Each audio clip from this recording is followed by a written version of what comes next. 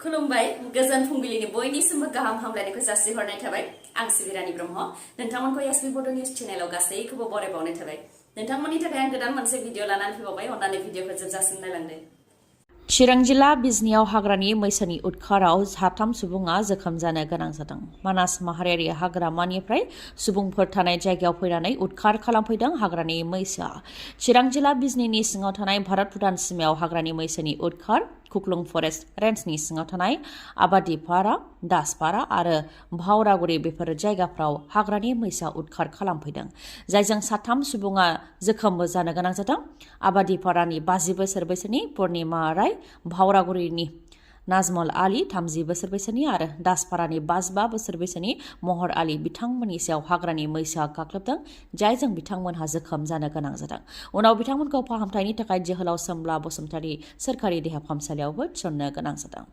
जाथायनि सोमोन्दै हाग्रा बिफाननो खौरां हरनायनि उनाव हाग्रा बिफाननि मावथिफोर आरो पुलिसफोरा फैनानै उनाव हाग्रानि मैसोखौ हाग्रा फारसे होहरफिननायनि खामानिखौ मावदों कक्राझार जिल्लानि सिम्बोरगाव दुरामारियाव दुंहाव थासारि रागा जोंनाय रायजो राजाफ्रा गंबा न'खौ सावनानै होदों कक्राझार जिल्लानि दुरामारियाव माखासे रागा जोंनाय सुबुंफोरा गंबा न'खौ सावनानै सेवहांगार खालामदों हेकाइपारा गामिनि शाहजाहान शेख मइदुल शेख सानवार शेख आमजाद आली आरो सुरमान आलीनि न'खौ सावनानै सेवहांगार खालामदों उनाव पुलिस प्रशासना फैनानै थासारिखौ सामलायफैदों रागा जोंनाय जायगानि सुबुंफ्रा फोरमायथिनाय बायदिब्ला दुथां सुबुंफ्रा सिगांनिफ्रायनो बर' जायगानिफ्राय गोबां मोसौ खावनानै लाबोदों जायनि जाहोनाव गासै हारियानो बदनाम मोनदों आरो बेफोर जायगाफ्राव खामानि नागिरनानै हाबनो हायाखै बेनि थाखायनो रायजो राजाफ्रानो रागा जोंनानै ज' जानानै बिसोर दुथांफोरनि न'खौ सावनानै होदों होननानै फोरमायथिदों आरो बिसोरनो गोख्रों साजा होनो नांगौ होननानैबो बुंथिबावो ओनसोलनि रागा जोंनाय रायजो राजाफ्रा नागालेन्डआव आसाम पुलिसनि मोनसे हान्जाखौ हमनानै दोनदों 16 घन्टासिम हमनानै दोनदों आसाम पुलिसनि मोनसे हान्जाखौ खावनाय गारिखौ फानहैनाय बे केसखौ लानानै नागालेन्डनि यांसी बस्तियाव सिग्रोमनो थांदोंमोन थियक आरो सेलेहाट पुलिस थानानि असिनि दैदेननायावनो आसाम पुलिसनि माखासे जवानफोरा सिग्रोमनो थांदोंमोन बेयावनो नागालेन्डनि माखासे सुबुंफोरा आसाम पुलिसनि हान्जाखौ हमनानै दोनदों आरो सासे पुलिस जवाननि सायावबो गाग्लोबदों उनाव आसाम पुलिसनि मोनसे हान्जाया नागालेन्डनि पुलिसजों सावरायनायनि उनावसो 16 घन्टानि उनाव बिथांमोनखौ बा आसाम पुलिसनि जवानफोरखौ नागालेन्डनि सुबुंफोरनि आखाइनिफ्राय रैखा खालामनानै लाबोनो हादों आरो जाय जवाना गाग्लोबजानानै जोखोम जानो गोनां जादोंमोन बे जवानखौ डिब्रुगड़नि आसाम मेडिकेल कलेज एन्ड हस्पिटालाव थिसननाय जादों नागालेन्डआव बेबायदि 12 आसाम पुलिसनि जवानफोरखौ लाखिनानै दोननायनि अनगायैबो त्रिपुरानि भारत बांलादेश सीमायावबो बीएसएफ जवानफोरजों लोगोसे बांलादेशनि सुबुंफोरनि गेजेराव नारानाथा गोलाव गोलाव लावथिजों बीएसएफनि जवानफोरखौ गाग्लोबदों लोगोसे बीएसएफ जवानफोरनि हाथियारखौबो सेनो नाजानाय जादों मोसौ सिखाव आयेन बेरेखायै भारताव हाबफैनाय बेफोरखौ होबथानो थाखाय खामानि मावनाय बीएसएफ जवाननि सायावनो बांलादेशनि माखासे दुथां सुबुंफोरा बेबायदि गाग्लोबनाय जाथायखौ खालामदों जानुवारि 27 2020 मायथाइयाव बिटिआर गोरोबथा जादोंमोन आरो फैगौ 27 जानुवारियावनो बिटिआर गोरोबथा जानाया 5 बोसोर आबुं जासिगोन नाथाय बिटिआर गोरोबथानि गेजेरजों दाजानाय BKWSआव दासिमबो गामि सोनाय जायाखै बिसायख'थिबो खुंनाय जायाखै जायनि जाहोनाव खामानि मावनो हानायबो जायाखै फारसेथिं बिश्वनाथ आरो सनितपुरनि गामिफ्राबो दासिम बिटिआरआव हाबाखै बेखौ लानानै बिटिसिनि बायजोनि बर'फोरनि जेंनाखौ लानानै आसाम आयेनाफोरनि बुंथिगिरि बिश्वजित दैमारिया ओरैबायदि बुंथिदों BKWSआव गामि सोनो थाखाय नटिफिकेसन होनाय जायाखै बिसायख'थिबो खुंनाय जायाखै जायनि थाखाय खामानि मावनो हानाय जायाखै बेनि सायाव जयैनो सावरायनानै मोनसे थांखियाव फैनो नांगोन अब्लासो खामानिया जागोन होननानै बुंथियो बेनि अनगायैबो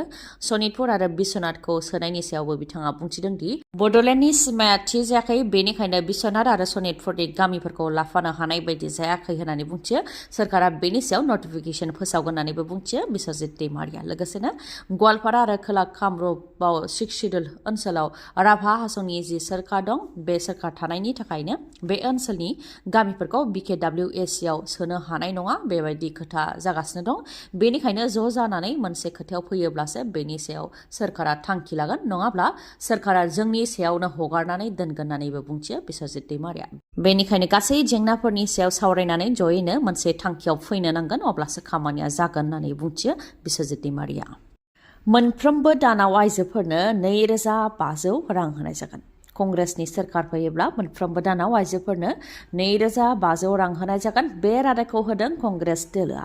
फोरमायथिनो गोनांदि हादरनि राजथावनि दिल्लीयाव विधानसभा बिसायख'थि खुंजानो गेजेराव आरो बारा गोबाव सम गैलिया। बेनिखायनो गुबुन गुबुन दोलोआ भटारफोरनि गोसोखौ बोनो थाखाय गुबुन गुबुन बिथांखिफोर फोसावदों।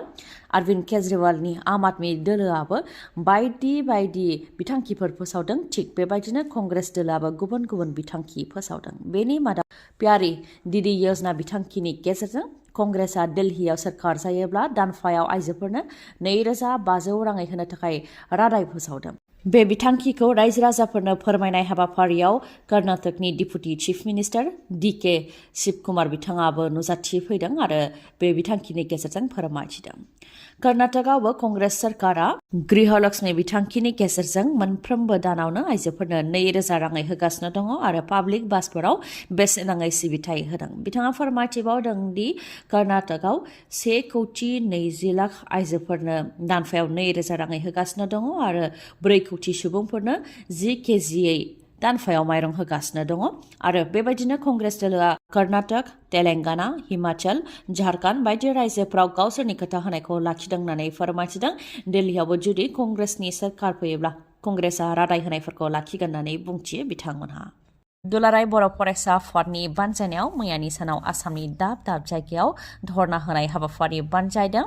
क'क्राझार, चिरां, उदालगुरि, धेमाजि आरो गुबुन गुबुन जिल्लाफ्रावनो दुलाराय बर' फरायसा आफादनि बानजायनायाव बर' थुनलाइ आफाद, बर' समाज, प्रभिन्सियेलाइज नङै फरायसालि आरो फरायसालिमानि फोरोंगिरिफोर बिथांमोनहा धर्ना होनाय हाबाफारियाव जिरायदों। जेराव बिथांमोनहा 25 दाबिखौ लानानै धर्ना होदों। जायनाखि बर' रावा आसाम एस'सिएट अफिसियेल लेंगुवेजआव जायगा मोननाय आरो 9थि फारियाव जायगा मोननाय, अब्लाबो आसाम जुडिशियेल सार्भिस आनजादाव आरो सीटेट आनजादफोराव बर' पेपारनि अपसन गैया। बेखौ लानानै दाबि खालामदों। बेनि अनगायैबो आसाम सेकेन्डारि इडुकेसन बोर्डआव बर'नि एकाडेमिक अफिसार गैया। NCERT आव बर'नि लेक्चारार गैया। टेक्सट बुक पाब्लिकेशननि बेलायावबो बर'नि गैया होननानै बुंथिदों। बेनिखायनो बेफोरखौ लानानै दाबि खालामदों। लोगोसेनो बर' बिजोङाव LP निफ्राय लानानै PG आरो इउनिभार्सिटि लेभेलाव गोबां पस्ट लांदां जानानै दङ। जायनि थाखाय फोरोंगिरिनिबो आंखाल जानानै दं। बेफोर भेकेन्टआव जाहाथे थाबैनो फोरोंगिरि थिसनो, बेनि थाखाय दाबि दैखांनायजों लोगोसे हायार सेकेन्डारियाव साबजेक्ट टिचार जाहाथे थिसनो, बेनि थाखायबो दाबि खालामो।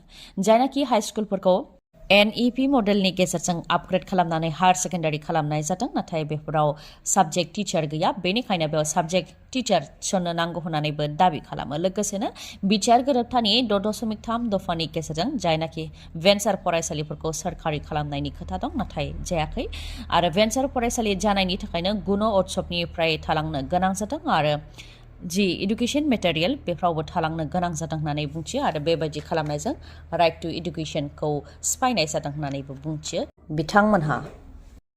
दिनैनि भिडिअआ एसेनोसै। गाबोन आरो गोदान भिडिअजों लोगो मोनफिनबावगोन। नोंथाङा दासिमबो आंनि चेनेलखौ साबस्क्राइब खालामाखैबा अन्नानै साबस्क्राइब खालामदो। लोगोसे लाइक, कमेन्ट आरो शेयार खालामनो दाबाव। गोजोन्थों।